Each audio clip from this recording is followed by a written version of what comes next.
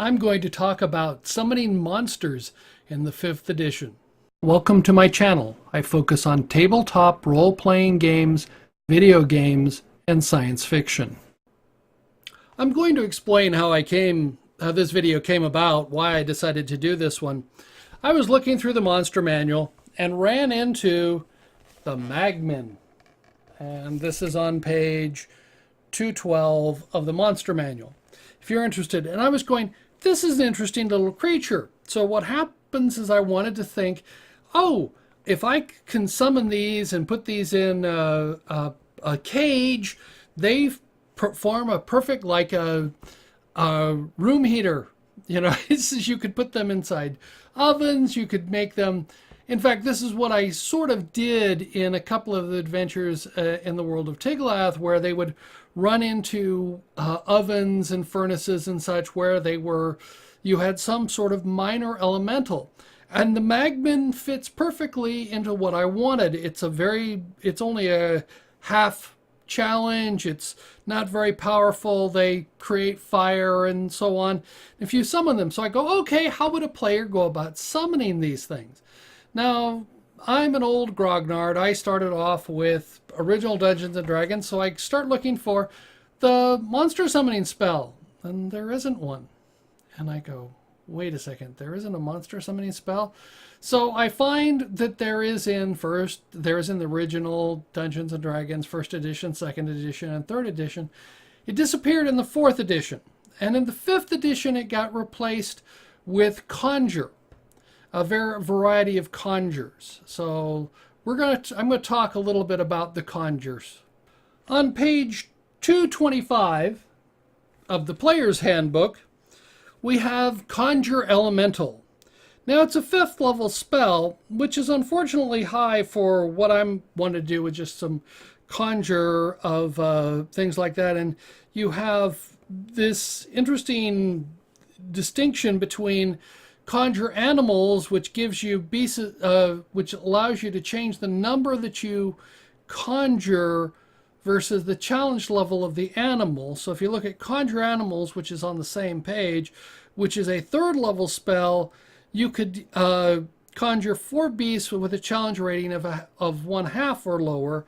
But in conjure elemental, you basically just can only conjure a normal elemental. So if you wanted a fire elemental, you'd conjure a fire elemental, and they have a challenge rating of 5 or lower.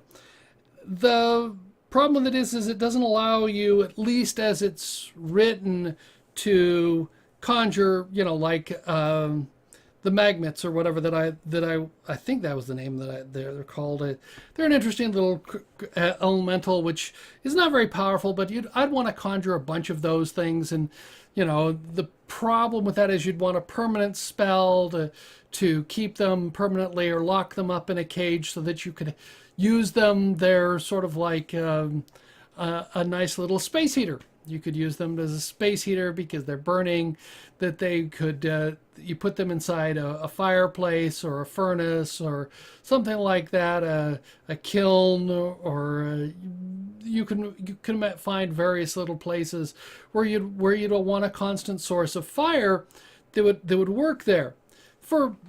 I remember studying when I was in college, talking about the classical Greeks, and that they talked about the various gods, and that there were the main gods, which everybody's familiar with like in Hesiod's Theogony, but they also had minor gods, and they had the god of the hearth, and I can't remember the name of that god, but that was the god of having the hearth. That was the one you always wanted your fire going, because you didn't have matches, and starting a fire was a little bit more difficult, because originally that they started off in the Bronze Age, and you still didn't have flint and steel. So it wasn't until the Iron Age, that you get into flint and steel, and then you actually have to get into the Steel Age before you have flint and steel. You have flint and iron, but so being able to strike up a fire has always been a challenge until relatively recent, with the invention of the match. So the god of the hearth was always, shall we say, worshipped. That was, you didn't want to have your fire in your hearth go out. That was something that was viewed as very bad luck, because you normally go over to a neighbor and get something in the fire, or you can watch, the old movie Quest for Fire. That's an interesting film. Not my favorite, but it's interesting in of itself, but it has some interesting things about it. But conjure elemental, to me, that in a magic user environment where you have that, this would be the thing that you'd want. You'd want to be able to buy one of these. You create one. It's like a space heater. You buy it in the winter, and it keeps your house sort of warm. You always have this little spitting creature over in the corner that you put.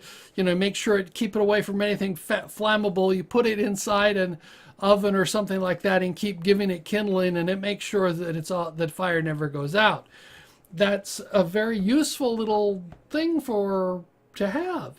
So you'd want to conjure that. But they didn't have a monster summoning, which I think is sort of a shame. Because you didn't know what you would get when you would summon a monster. And now you're restricting it. You have conjure animals, conjure celestial, conjure elemental. If I turn the page and I can see what is on the next page. You have conjure fae, you have conjure minor elementals. Well, okay, here's conjure minor elementals. I was wrong. You can conjure minor elementals, since these are, you could conjure 4 elementals of challenge rating of 1/2 or lower. So you could do conjure minor elemental and get the Magman. And you've conjure woodland being and conjure volley, which is kind of strange, fits in there, but it's not summoning a creature. But it's broken down, and I sort of miss the concept that you don't know what you're getting. These all restrict you down to a particular kind of creature, which is useful, but it removed the unknown, that your character, when they summoned a monster to help them, you didn't know what you were getting. And that I kind of liked. I liked the ability, I'm going to summon a monster rather than conjuring a specific kind. So I'd like to hear your opinions on this. Do you think that there should be a summon or a conjure monster? If you created a conjure monster, which would be easy to do, you could take the conjure of the other conjures and mix it up and create that as a house rule, and you could then you could make it random that they didn't know what they got, or you could keep with what as it is. What's your opinion?